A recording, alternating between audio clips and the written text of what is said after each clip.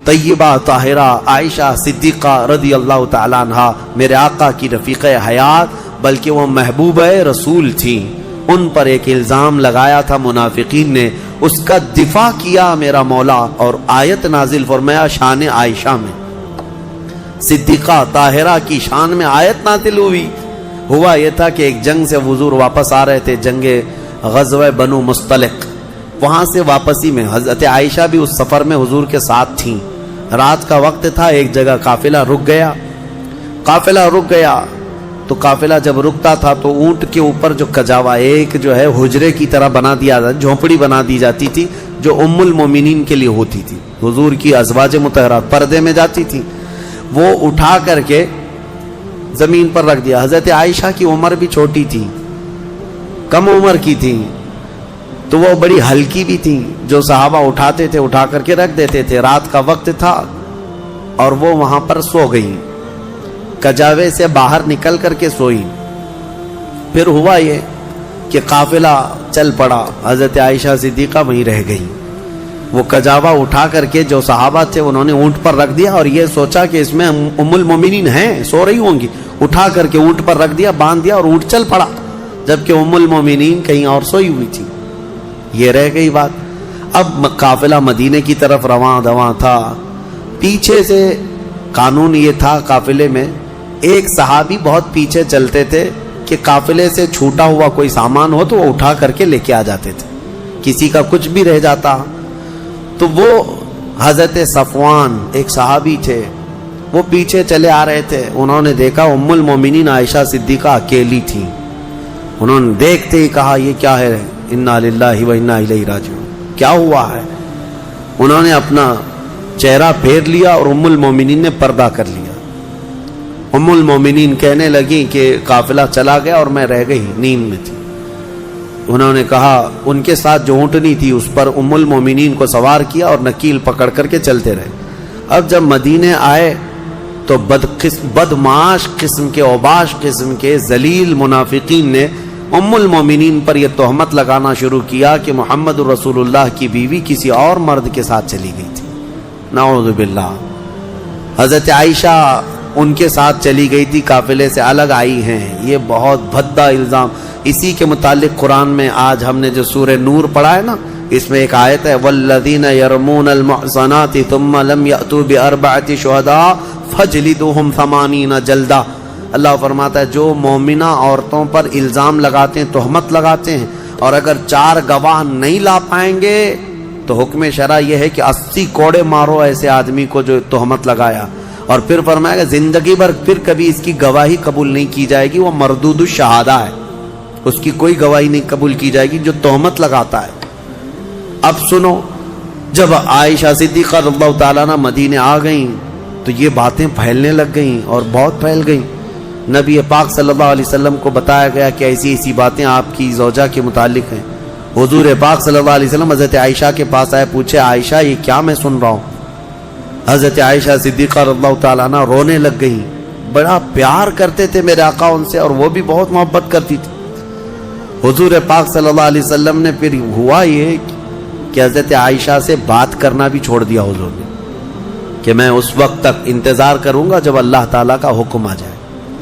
اب یہ ام المومنین کے لیے کتنا ڈیفیکلٹ اور کتنا سخت مرحلہ ہوگا کہ کائنات کے آقا و مولا جن کی وہ زوجہ ہیں وہ بات نہیں کر رہے ہیں اور گھر پہ نہیں آ رہی، تو حضرت عائشہ اپنے میکے چلی گئیں حضرت ابوبکر صدیق کے گھر، تو حضرت ابوبکر صدیق بھی بات نہیں کر رہے ہیں، پتہ نہیں کیا ہوا، لیکن معاملہ کچھ بھی نہیں تھا۔ آج کے منافقین بھی اس واقعے کو اٹھاتے ہیں اور کیا کہتے ہیں رسول اللہ کو علم غیب نہیں تھا، اگر غیب کا علم ہوتا تو اتنے دن تک حضور اپنی بیوی کے متعلق تھوڑی نہ خاموش رہتے۔ اس وقت کے منافق تہمت عائشہ صدیقہ پہ لگا رہے تھے، آج کے منافق جو ہے حضور پاک پر یہ تہمت لگاتے ہیں علم غیب نہیں تھا۔ سنو، میں دونوں مسئلے حل کرتا ہوں، اس کا حل بتاتا ہوں۔ یہ صحابہ کا بڑا امتحان تھا، 1 مہینے تک یہ معاملہ چلتا رہا مدینے میں۔ حضرت عمر فاروق رضی اللہ تعالیٰ عنہ کو حضور نے بلایا، باری باری ہر ایک سے پوچھنے لگے۔ حضرت عمر سے پوچھا تمہارا کیا خیال ہے عائشہ کے بارے میں، یہ جو تہمت لگائی گئی ہے، یہ جو افواہ ہے؟ حضرت عمر نے کیا ایمان کا جواب دیا. کہتے ہیں یا رسول اللہ صلی اللہ علیہ وسلم، رب ذوالجلال آپ کے جسم پر مکھی بیٹھنے نہیں دیتا. اگر عائشہ ناپاک ہوتی تو آپ کے گھر کے لیے کیسے قبول کرتا؟ نکاح تو اللہ نے فرمایا آپ کا، اور کوئی ناپاک عورت آپ کی اہل میں آ کیسے سکتی ہے؟ وہ اہل بیت ہے. یہ حضرت عمر کا جواب تھا. سیدنا عثمان ابن عفان نے بھی ایسا ہی عشق کا جواب دیا. کہا کہ جس کا سایہ زمین پر نہیں پڑتا اس کی بیوی بدکار کیسے ہو سکتی؟ اللہ تبارک و تعالیٰ نے محفوظ رکھا. اب جو خواتین صحابیات تھیں ان کو بھی حضور بلانے لگے، پوچھنے لگے عائشہ کے بارے میں کیا خیال. یہ در حقیقت ہے کہ امتحان چل رہا تھا. وہاں جو منافق تھے وہ تو کہنے لگے، جب منافق کون تھے؟ ظاہر وہ مسلمان ہی تھے، حضور کے پیچھے نماز پڑھتے تھے، بڑی بڑی باتیں کرتے تھے، لیکن اندر کیا تھا وہ کیا ہے. جب حضور ان سے پوچھتے آپ کا کیا خیال ہے، آپ کا کیا خیال، کہتے کیا بتائیں، لوگ تو ایسا کہہ رہے ہیں، پتہ نہیں ہو سکتا ہے بہک گئی ہوں گی، کچھ ہو گیا ہوگا. یہ منافقین کے جوابات تھے، یہ منافقین کے جوابات. ایسے بہت سارے لوگ ہیں، ہم کو تو نہیں معلوم لوگ، لیکن لوگ کہہ رہے ہیں ایسا ہوگا. یہ جلانے والا جواب ہوتا ہے. آج بھی ہوتے ہیں اس طرح کے جوابات، ان کو کانفیڈنس کے ساتھ کہنا نہیں ہوتا ہے. اب جو خواتین تھیں ان سے پوچھا گیا تو وہ تو کہنے لگی یا رسول اللہ صلی اللہ علیہ وسلم، عائشہ اتنی چھوٹی ہے کہ وہ آٹا گوندتے گوندتے سو جاتی ہے، روٹی کب پکتی ہے اسے پتہ نہیں ہوتی. تو یہ اونگ آ گئی ہوگی، سو گئی ہوگی، اور اس کا میلان کبھی کسی مرد کی طرف ہم نے نہیں دیکھا. کھیلنے والی خاتون ہے حضرت عائشہ.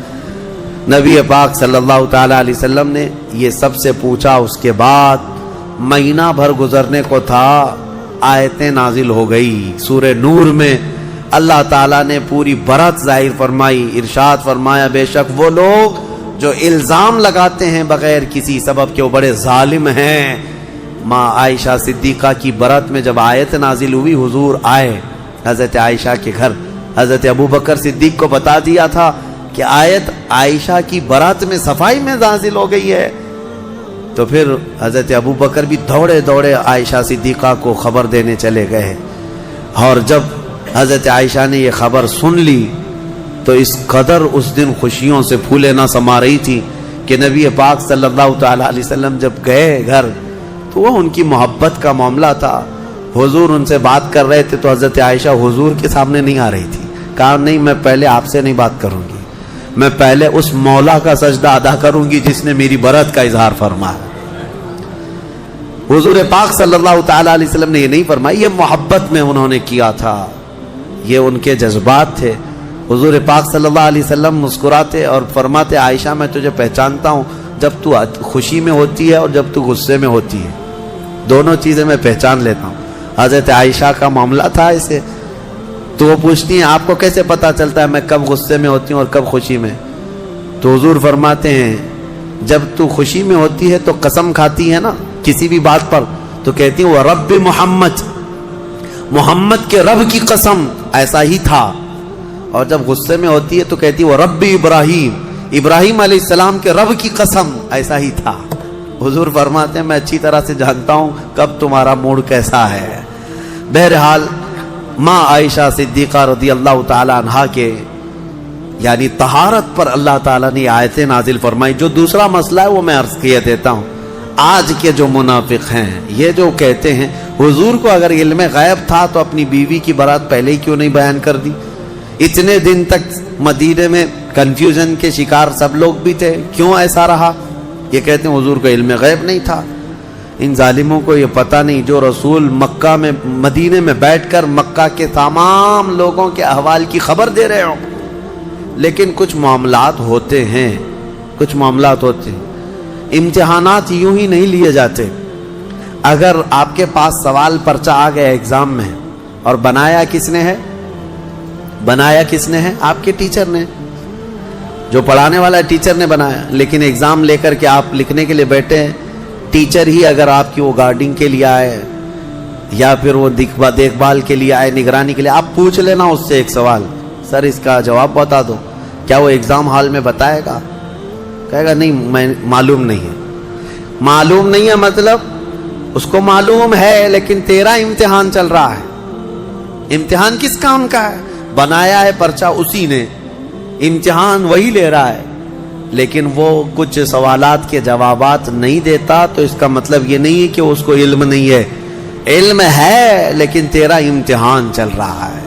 آپ کو پتا ہے ایسا معاملہ ابھی سورہ یوسف میں گزر چکا۔ حضرت یوسف علیہ السلام نے کیا کیا تھا؟ یوسف علیہ السلام کے جب بھائی آئے تھے غلہ لینے کے لیے، ان کے چھوٹے بھائی بنیامین، ان کے تھیلے میں انہوں نے کھٹوری ڈال دی تھی، پتا ہے نا؟ اور اس کے بعد کیا کیا؟ اعلان کروا دیا شاہی خزانے کی کھٹوری چوری ہو گئی، ڈھونڈو کس کے اس میں ہے، ڈھونڈو۔ حضرت یوسف علیہ السلام نے اعلان کروا دیا تھا اور سب کے غلے ڈھونڈتے جائے، وہ 10 بھائیوں کی بھی تلاش کر رہے تھے۔ قرآن میں یہ بھی ہے فَبَدَأَ بِأَوْعِيَتِهِمْ، ان کے سب تھیلیوں کو ٹٹولا گیا۔ حضرت یوسف علیہ السلام خود ہی ٹٹول رہے تھے، کس کو؟ 10 بھائیوں کے تھیلوں کو ٹٹول کر کے دیکھ رہے تھے، اس میں ہے، اس میں ہے، اور ڈالا کس کے تھیلے میں تھا؟ چھوٹے بھائی کے تھیلے میں ڈالا تھا۔ یہ 10 کو کیوں ٹٹول رہے تھے؟ کیا یہ بھی تم الزام لگاؤ گے کہ یوسف علیہ السلام کو معلوم نہیں تھا کون سے تھیلے میں؟ معلوم سب تھا۔ وہاں ایک مصلحت تھی کہ اللہ نے حضرت یوسف کو ایسا کرنے کا حکم دیا تھا۔ قرآن میں اللہ فرمایا کذالک کدنا لیوسف، ہم نے یوسف کو اس طرح کی ہدایت دی تھی کہ وہ ایسا کریں۔ تو وہاں حضرت یوسف علیہ السلام کے بارے میں یہ مانتے ہو اللہ نے ان کو ایسا کرنے کا حکم دیا تھا، تو پھر یہ غزوہ بنی مستلق کے بعد والے واقعے میں، ام المومنین کے واقعے میں یہ کیوں نہیں تسلیم کرتے کہ میرے آقا کو 1 مہینے تک اللہ نے خود ہی یہ فرمایا تھا کہ محبوب آپ کے سارے آس پاس آنے والوں کا امتحان ہو جائے، جو ایمان والا ہو ان حالات میں بھی میرے مصطفیٰ کی بڑائی بیان کرے گا۔